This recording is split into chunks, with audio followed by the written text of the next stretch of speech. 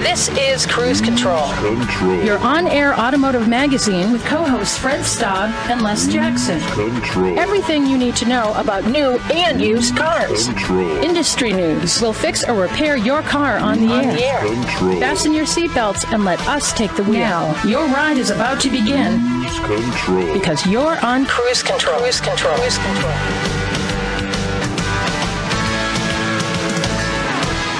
That's right. It is time. You are on the road, ready to go. We've got plenty of news and automotive information for you. My name is Fred Staub. His name is Les Jackson. Hello, Les Jackson. Hello there, Fred Staub. And once again, we have a big pile of paperwork. They're not invoices, but not invoices, but they are information. These are pieces of information about the industry. Yeah. About people in it. Yeah. Sometimes. New vehicles. A lot of new vehicles, actually, this week. We're going to start with the LX600, which is an incredibly large SUV that is incredibly luxurious. Look at that back seat. Man, that is going to be a luxurious place to live. Man. You could live in it. But we're going to talk about that. It's going to take Lexus even further into the world of luxury, a world that Les Jackson lives in. Isn't that true? That's actually my office. That picture that's a nice office you got there. Well, you know, I worked hard at it. But meanwhile, many people ask, what vehicles have the most American content in them? And we have a study, and we're going to cover the results. Yeah, it's something a lot of people ask about. What's the most and American vehicle? It's surprising. Since we always like to give you information if you're going out to buy a vehicle, difficult time to buy one, but hey, there's plenty of information. We'll detail that new study. And do some safety systems get confused in the rain? And it is a problem. AAA has been looking into this. We'll talk about that, right, Les? That is correct. And we're going to talk tech, Fred. Yeah, I love it. And I guess all of us have had this desire over the years that we'd like to somehow tell other drivers what they're doing wrong while we're driving. Oh, boy. Well, I'm not advocating doing that, but a Hyundai has a grill that can send messages to other motorists. Oh, boy. This is not going to get anyone in trouble. There's a plus side and there's a minus side to this. Is it a road rage enhancer? I don't want to get involved. It could turn a simple hand signal into something more, perhaps. Never give a hand signal with one finger. You're talking about the index finger, Les? I'm just saying never wave with one finger. Okay. I think that is a good advice. We'll talk about this, what their idea is here, and if it's a good idea or not. Got a lot more to talk about, too. If you have a Chevy Bolt, of course, that battery pack's going to need to be replaced. Who's on the tab for that? And we're also going to talk about a brand-new plug-in from Mitsubishi. So stay tuned to Cruise Control, your on-air automotive magazine. I'm Fred Staub. He is Les Jackson. Check us out at cruisecontrolradio.com. We will be right back.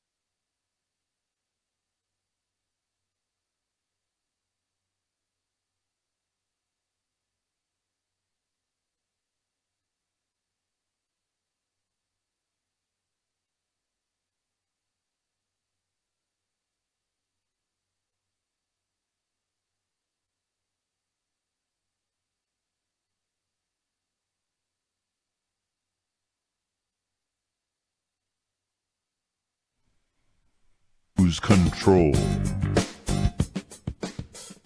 And welcome back to Cruise Control. This is your on-air automotive magazine. We started the show by saying we would talk about Lexus's new flagship. It's an SUV, Fred, in case you didn't know. That's a unique choice. Yeah, it is. It is the all-new 2022 Lexus LX600. Here, can I read? Can I read press release? You want to read the marketing? You want to? I love read this stuff. The puff piece of the. Yeah. Well, let me just read these points here. The multifaceted LX brings unparalleled capability, luxury, and human-centered technology to the Lexus range. Need another line? We got another one. The all-new Lexus next-generation interior and exterior design marries superior function with stunning aesthetic. Means it looks good inside and out and works well. Well, now you said it. Look, now inside it's beautiful. Outside, I gotta say, it just looks kind of, to me, old-fashioned Chevy Tahoe-ish. Oh, wow. Okay. It's just too boxy for me. All right. Does have a nice interior. Boy, it's gorgeous inside. They have incredible rear seats. They look like they have super thick bolsters, screens. It looks very much like that Maybach that I drove not that long ago. That's right. Multiple screens, reclining seats, extra legroom. And it has been really re-engineered from the ground up. It is body-on-frame platform. Even the release calls it an avant-garde style, which is interesting for a release. Avant-garde. Yeah, this model was released in 1995 and has been steadily updated. It rolls on the GAF platform, a new body-on-frame platform. Power is a 3.5-liter V6 twin-turbo that replaces a naturally aspirated V8. This twin-turbo outputs 409 horsepower, 479 pound-feet of torque. And, of course, it can handle on-road and off-road driving, because I would take this and drive it off-road just like they show. Wouldn't you? I'm going to go on record as saying not one of these is, other than the engineers who built them, is going to go off-road. Yeah, I don't think you're going to take it in the Baja 1000. I'm just saying. Yeah. Although it'd probably be very comfortable. It has a new active height control suspension system, electric power steering, and it has a limited slip diff. It's got 19.3 inches of screens, including a 12.3-inch upper screen and a 7-inch lower screen. It has, it does have a lot of off-road capability, multi-terrain select, including auto, dirt, sand, mud, deep snow, and rock. You going to take this thing rock crawling? Oh, sure. Why not? I doubt it. Downhill assist control, multi-terrain monitor, which uses 4 cameras to help the driver see around the vehicle. And then you have the ultra luxury grade of the vehicle. That's the one with the incredible rear seats, curved headrests, setbacks. I just picture somebody back there driving, rock crawling as they do their stock trading on their tablet. Yeah. How likely is this scenario? Not too likely. No. And then there's an F Sport Model 2 that will give you 22-inch forged aluminum wheels, a F mesh grill, and more. So this is one big vehicle, and it is loaded to the gills with stuff. Don't have pricing on it, but I would venture a guess it's a 6-figure investment, wouldn't you? I'm fully confident you're right. That is 3 rows, right? It's 3. I think it's 3 rows. I think it is 3 rows. but that second row is super luxurious. Oh boy, it's reclining captain's chairs. All kinds of screens all around, tufted upholstery. It is quite the machine. Something tells me in Japan this is an executive's vehicle that you get chauffeured around in, and if you have to avoid the blocked road, you can go rock climbing in That's it. right. May I read one marketing sentence? Well, we're taking a break now. Save it for after the break. When we come back, Les will read a marketing sentence, and we'll talk about Jetta's EPA fuel economy numbers, which are great. 43 miles per gallon for one of their vehicles. Stay tuned. Wow.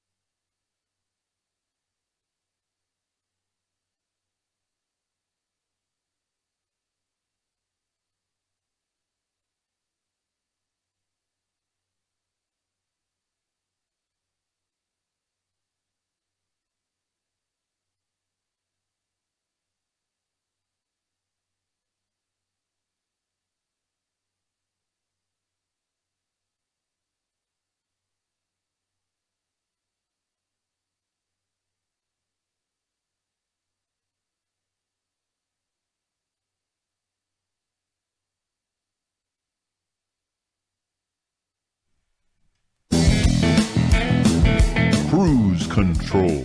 Welcome back. Fred and I were, before the break, talking about the new Lexus LX600, and I just wanted to read one marketing sentence Okay.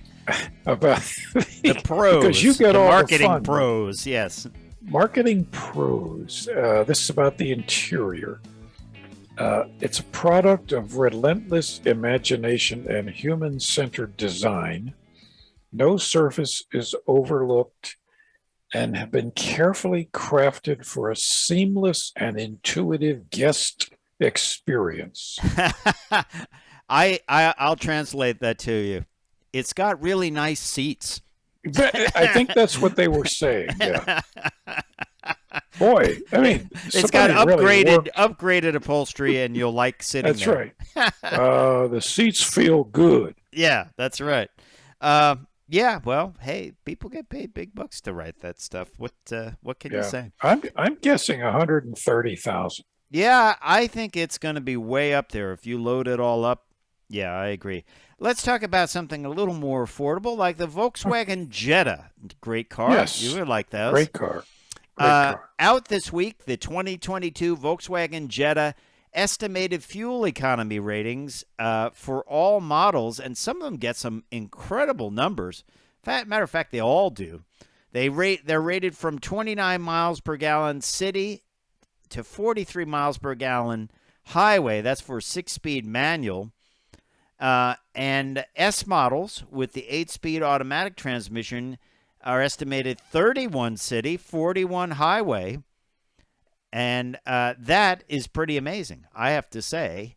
Good mileage from a pretty large car that is pretty stylish as well. Wouldn't you agree? It's a nice car. I like it a lot.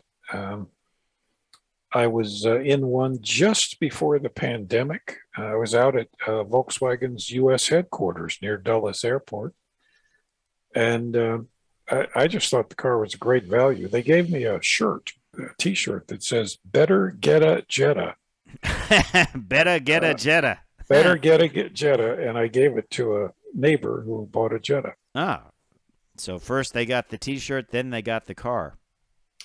That is exactly right. Yeah, isn't that like a phrase like all I got was this T-shirt? There was a country song, something about I got the T-shirt, yeah, or something like that. Something like that. Yeah. Well, great mileage. I think it's, especially when you look at gas prices, up 42%. I wonder how many people are really considering fuel economy. And the great thing is the size of a car that gets 40 plus miles per gallon has grown larger. Yeah. It used to be it was just very small subcompact cars. I don't know what the Jetta is rated. I guess it's rated a compact car, even though it's not that compact, is it? And it's about 3,400 pounds, and it's not light. No. So to be able to have a number of these models in the high 30s or low 40s, and you can probably do better than that when you drive it. Well, people are getting very mileage conscious now. Yeah. I think it's pretty cool stuff. Pretty cool stuff for sure. Hey, you're listening to Cruise Control, your on-air automotive magazine. I'm Fred Staub. He is Les Jackson. We're glad to be with you each week. Yes, that's him.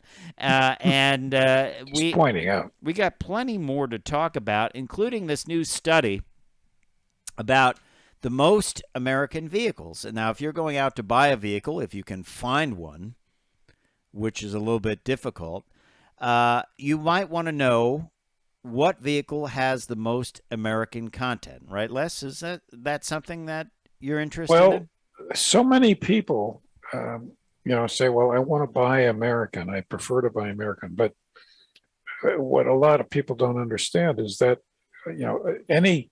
anything made here in an American factory here with American workers is an American car. It doesn't matter what the name is. Right. Matter of fact, certain import brands are more American in a sense of parts, suppliers, labor than traditional U.S. brands. This comes from American University's Kogod School of Business. They do this study every year, and if you want to see the full results, we have a link up on our Cruise Control Radio Facebook page. If you go over there, check it out. You can click on it, and while you're there, throw us a like. We appreciate that. It's good information if you want to know the most American contented vehicle. So let's look at some of the numbers, and we'll start at the top. The Mustang GT 5-liter manual transmission. Now, once again, it depends on the transmission. The transmission could be built in Japan, and the manual's built in the U.S. So that has 77% of content built in U.S. or Canada. And that's built up in the Flat Rock plant, right, in Michigan, isn't it? It is. It is. The least American, which at 0, is the Mini Cooper. So we won't discuss that at any length. It's not made in the U.S. and doesn't use U.S. parts. No, that's made in England and uses German parts, I believe. Yeah. And probably But right behind the Mustang was the Corvette Stingray. Yep, Bowling Green, Kentucky. Been through the plant. It's there. 72% of the content is sourced from U.S. or Canada. And then Tesla Model 3 long range, 65%. And then the standard range, 65%. And then the Model 3, 65%. Bronco 2.7 liter, 61%. Expedition, 60%. Colorado, it's kind of a vehicle you don't talk about much, Chevy Colorado or Canyon. What I don't see, which I find interesting, I've got the top 11 here, and if you want to see all of it, you can go to our webpage. I would think that a Jeep Wrangler was pretty American when it comes to content. When you think about it, I believe a lot of the engines, the Pentastar, I believe, is made in the U.S. The Hemi is made in Mexico. I don't know where the diesel's made. It might be made in Italy. But the assembly is certainly done in Toledo, Ohio, has been for years. And that is the only place, I believe, they assemble Wranglers in the world, isn't it? It is. They're very proud of that. But I think it's only around 70% U.S. parts.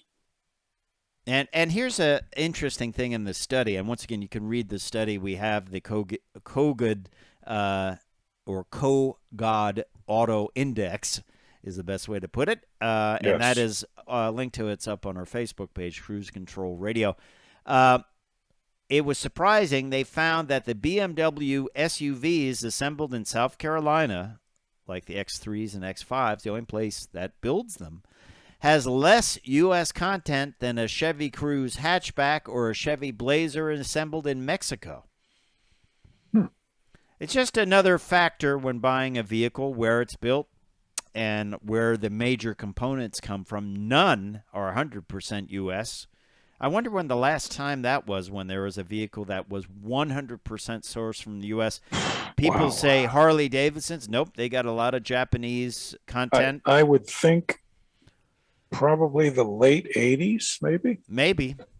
Yeah, I would say. It would be something to dig into the archives of this study. But once again, check that study out on our Cruise Control Radio Facebook page. And if it's something that concerns you, I also think some of the Toyota trucks, and they would be very American. Hondas score pretty well. They're in the lower top 10. The Passport, Ridgeline, Pilot, Odyssey, a lot of them, 70% is built in the U.S. So drill down on those numbers. I think you will find that it's pretty interesting information and good information if you're going out to buy a vehicle. If you can find one. And it's on the window sticker.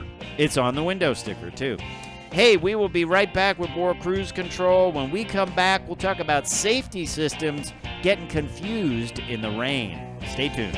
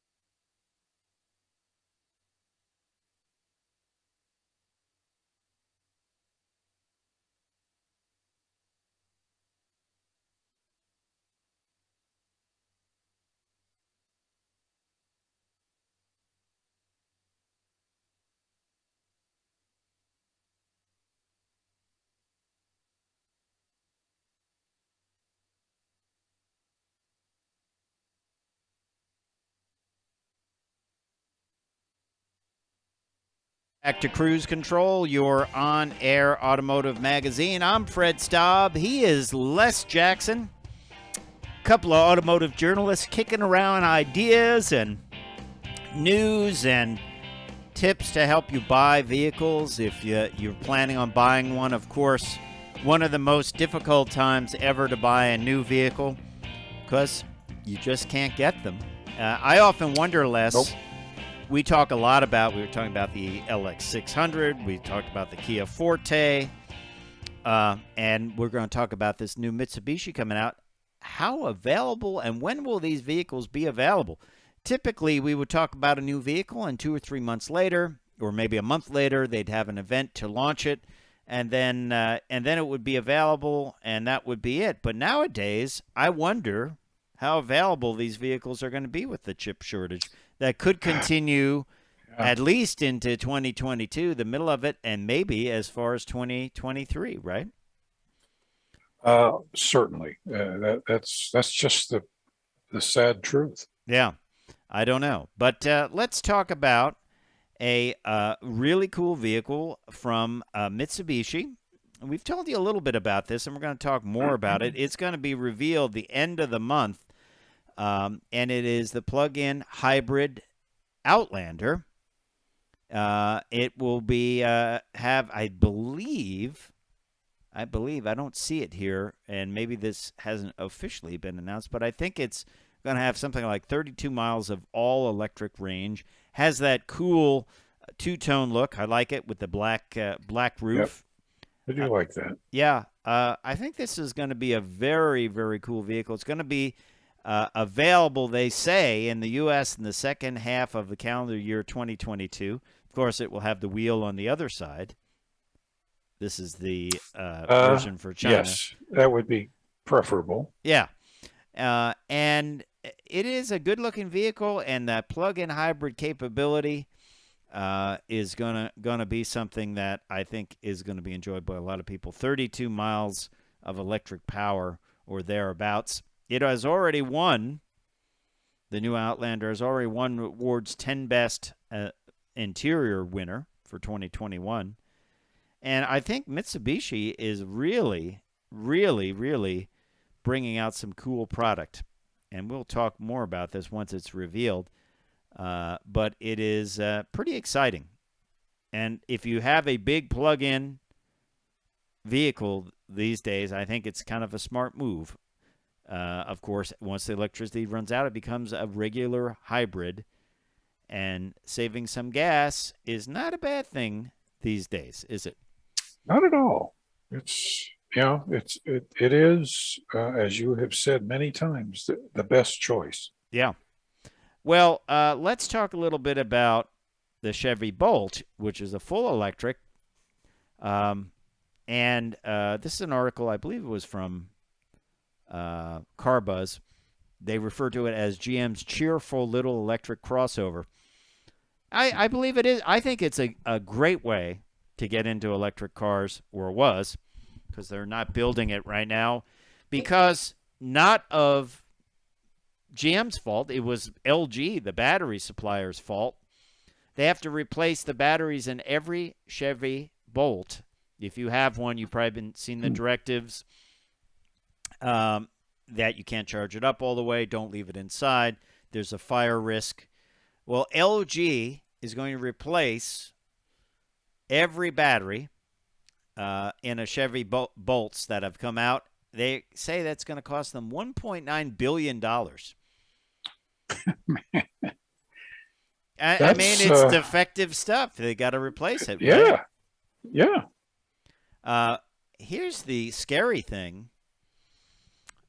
If people are paying attention, do you think this will scare some people from electric cars? Like, hey, my gas-powered car never caught fire in my garage. I never had to park my gas-powered car outside. There have been 13 fires so far.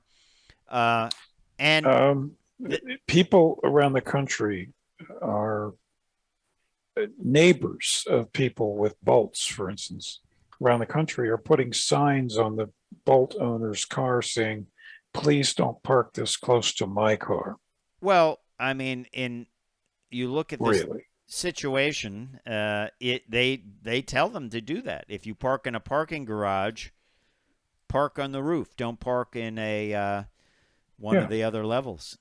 So the thing is, GM and LG are making the Ultium battery together. This is the basis of GM going forward. And how much you want to make a bet that they're going to have people right in the LG plant saying, is this made correctly? Because they can't afford this on future GM vehicles to have this happen ever again, can they? Yeah, this was a huge mistake, choice. I think it's just a manufacturing defect that was huge. They had multiple defects, and that's what caused these fires. So, and it's bad for GM, but the buck stops here. If you own a GM, if you own a Bolt, you're going to get a new battery. I don't know how involved that is to take the vehicle apart to get to the battery. I'm assuming there's a way to you probably have to take the interior out and unbolt pieces, but it's a pretty big job. I don't think it's I'm sure. Yeah, it'd probably be easier to replace an internal combustion engine, I think. Just saying, because you could get to it and put a hook on it and pull it out or drop it down the bottom. I don't know what's involved, but it's huge. So if you are a Bolt owner and have been contacted by GM, let us know. And what's the time frame for getting this stuff replaced and ready to go? I don't know. It's interesting. You're listening to Cruise Control, your on-air automotive magazine. I'm Fred Staub. He is Les Jackson. Always plenty to talk about here, Les. And let's talk a little tech.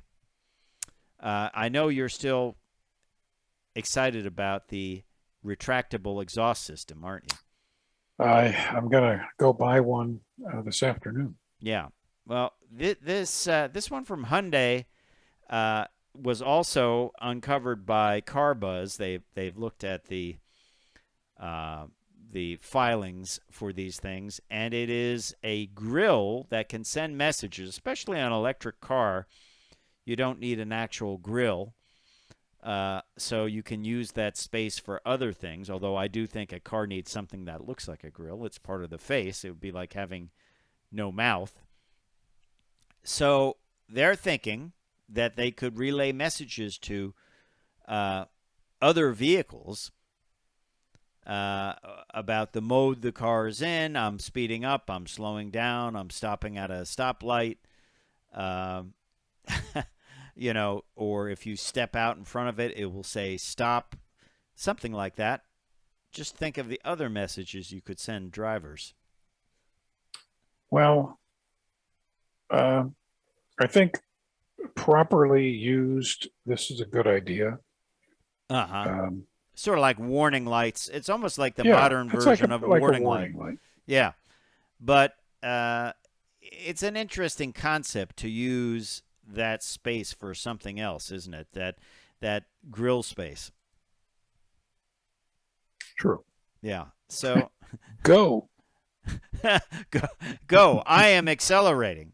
It's that's right. I don't know. We'll have to see. Like I said, I think electric cars need to have a grill or a grill-like space, don't you? Absolutely. It's the personality of it's the the car. face of the car. I mean, you wouldn't have a bug-eyed Sprite with no eyes and a smiling grill, would you?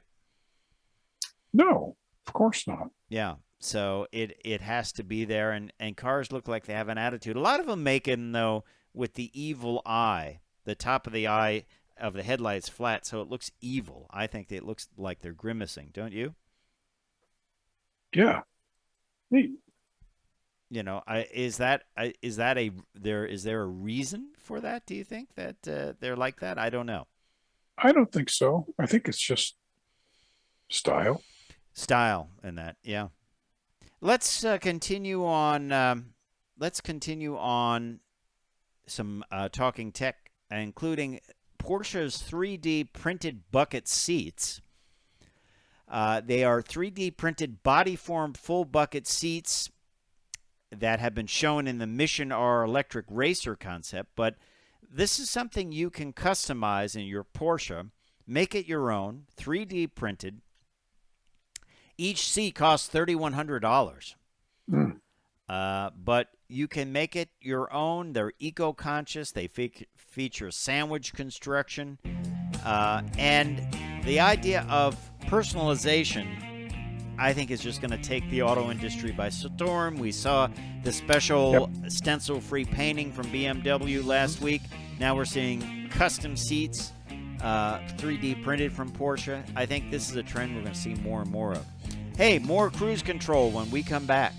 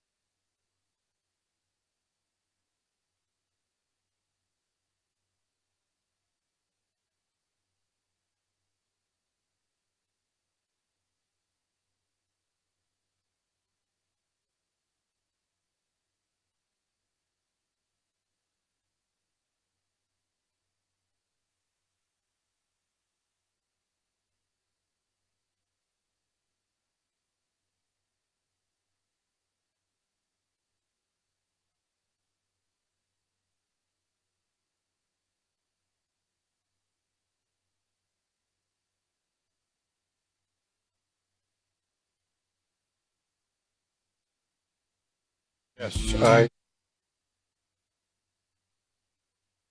Welcome back, Les Jackson.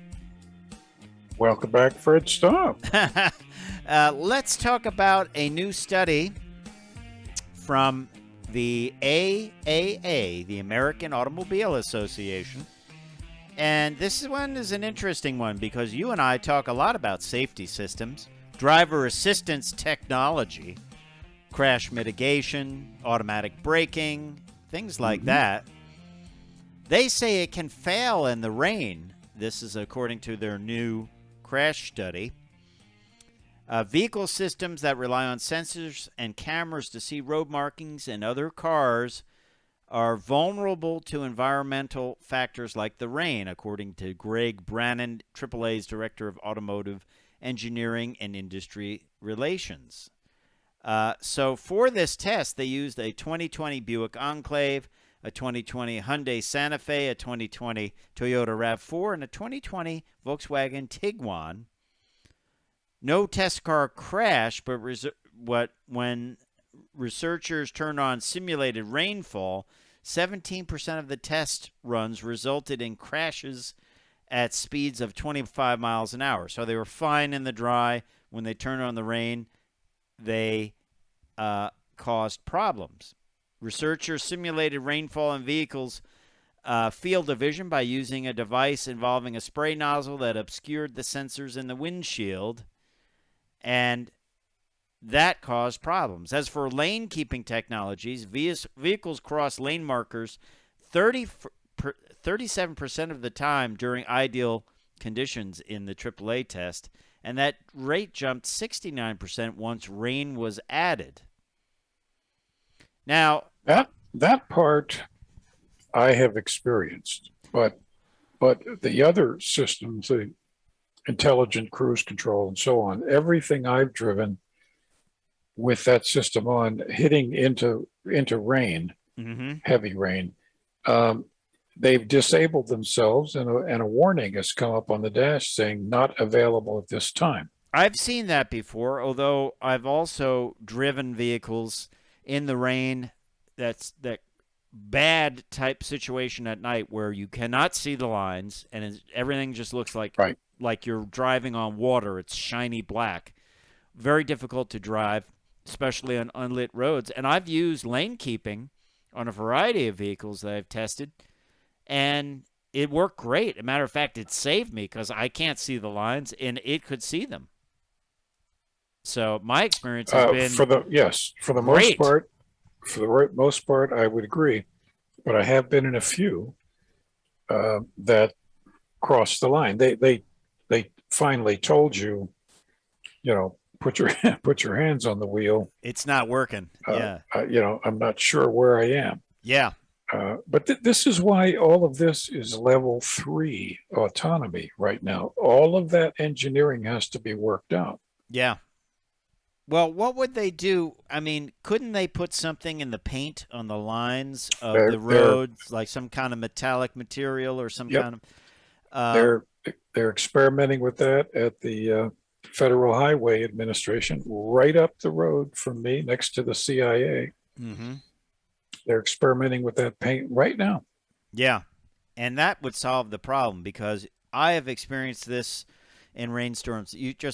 Since I started driving, you just can't see where you are sometimes, and you have to slow down, and you have to kind of try to get a marker once in a while. But for me, these systems work really well, and it gives you pause. You've got to think about you can't depend on these. You got to use them as just an aid, not a replacement for good driving skills. That's right. Yeah. Here's a neat feature. I haven't heard much about this feature on the F-150. They now have onboard scales and a smart hitch, and the idea is it will tell you if you're overloading your vehicle. So you have to put in the trailer weight, which you should know, but once you put that in, it will measure the weight of all 4 wheels of your F-150. I think that's a great idea. I don't know why they don't have that on tractor trailers. Don't you? It's a good idea. I mean, it's a really good idea. I mean, the other thing I wonder why they don't have on tractor trailers, and I think some people add it, is the overhead view with the cameras stitched together. Wouldn't that be great you're backing that into a loading dock, and you could see where you were. Absolutely.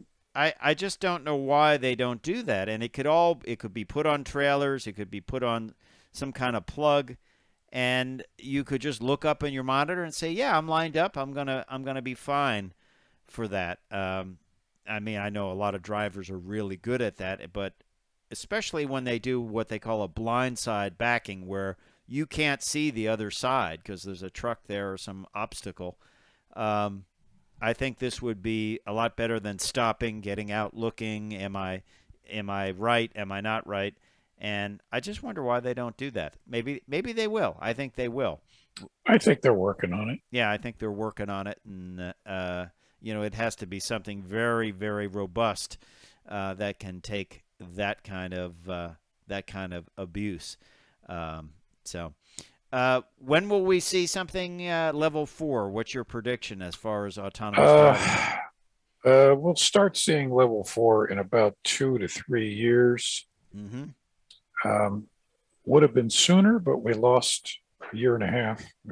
And of course, that involves adding more chips for these systems. Well, of course. So seriously, that's going to delay it. I think this will go down as one of the biggest miscalculations, and it cuts the costs. Yes, I mean, it will. They're still paying to develop these cars. They're still paying for people to build whatever they can, but if they can't build them and they can't finish them, it's what's the point? I just think that was a major supply chain overlooked situation, and I don't know. I'm going to go out and buy some gas after the show. So I've got some gold bricks in my in the back of my Vibe, and I'm going to see if I can cash it in for. I've got half a tank, so I figured I'd tank up. I've seen premium over $4. Wow. Yeah, I burn regular, but I'm sure I'm ready for a 25-30% jump when I go there, and I don't know where it ends. It is up 42%. I believe that is from last year. Yeah, 42% in a year, and new cars are up 8.7%. This article from the Associated Press says the used car prices are finally starting to ease, but I don't see that. I don't. They're just not available.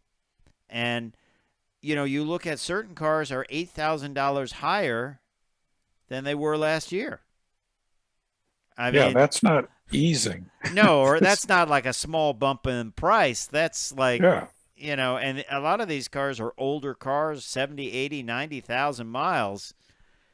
That's a lot of money. I know it's supply and demand, but because let's face it, people aren't selling their cars because they can't buy a new car. No. So you're not going to sell your car if you can't replace it with something else. It's like people saying, oh, you ought to sell your house. Prices are up. It's like, yeah, but I got to buy another house to live in or somewhere to live. I mean, if you can live in a van or something, then I guess it's okay. You no longer need a house. But right now, that too, everything is up, and no cars on dealer lots. It is quite amazing to drive by dealers' lots and see nothing on there. It is remarkable. Yeah.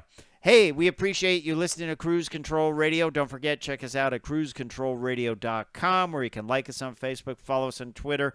Don't forget also, check out our Facebook page, our YouTube page. Got a comment for us? Drop us one there, a car you like us to review, or a topic you like us to check out.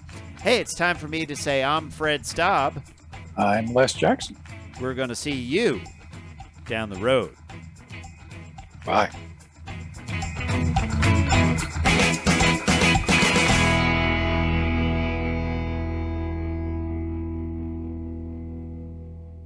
All righty.